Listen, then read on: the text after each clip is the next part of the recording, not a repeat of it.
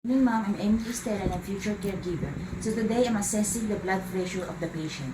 So first, for assessing the patient, you have to assess the sign of symptoms of hypertension and hypotension. And then, uh, prepare your equipment. We have the stethoscope and the blood pressure, the speed manometer. And then, assess the patient, check, tell, ask him why it's necessary and how he can cooperate with you. So, hello sir, good afternoon.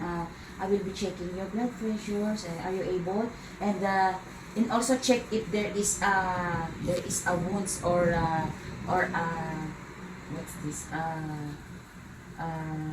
a wound on the elbow of the patient. And then check the position of the patient. It should be the legs, it's flattened on the floor. Sir, can you flatten on the floor? And he should be flex her elbow above the level of the heart, like this. And then wash your hands, check the proper infection control procedure.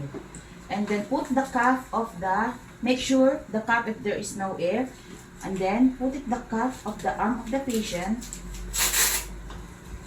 But first we have to fold her sleeves. That's it.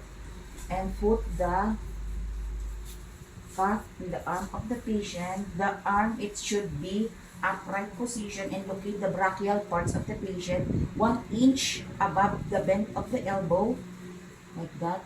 And then make sure that it's not too tight and not too loose.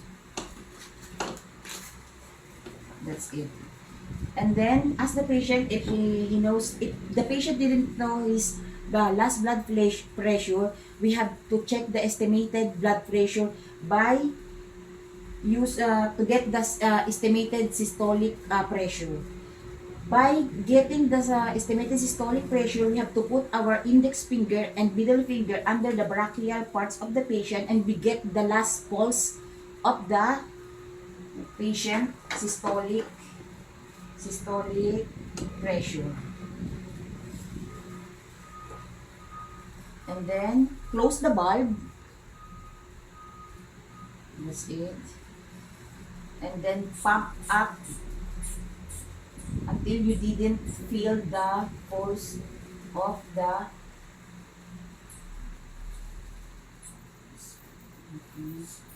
so it's 140, and then remove all the deplete all the air from the cup, and then wait until 1 to 2 minutes before you get the actual blood pressure.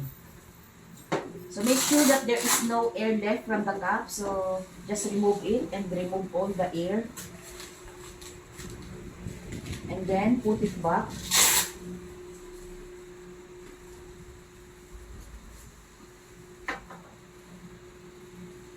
The estimated systolic pressure of the patient is 130. So we have to add 30 millimeter mercury to the estimated systolic. So it should be 160. We pump up the later the bulb until 160 millimeter mercury, and then clean the earpiece of the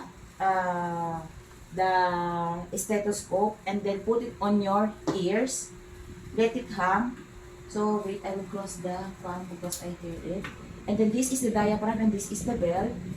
And then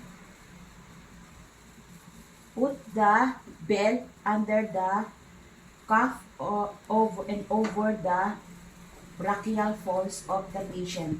Hold it from the side of the diaphragm, and then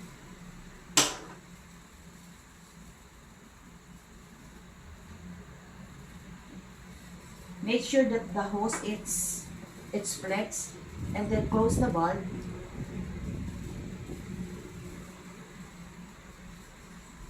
And then before we checking the pressure, we have to identify the first and last pulse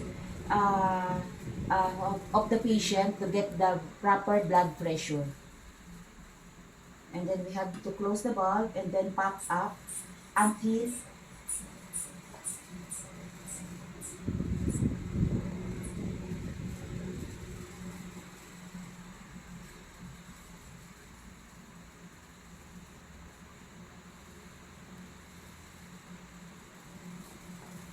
and then slowly remove all the air from the cup. The blood pressure of the patient is 130/80. And then slowly remove the cup.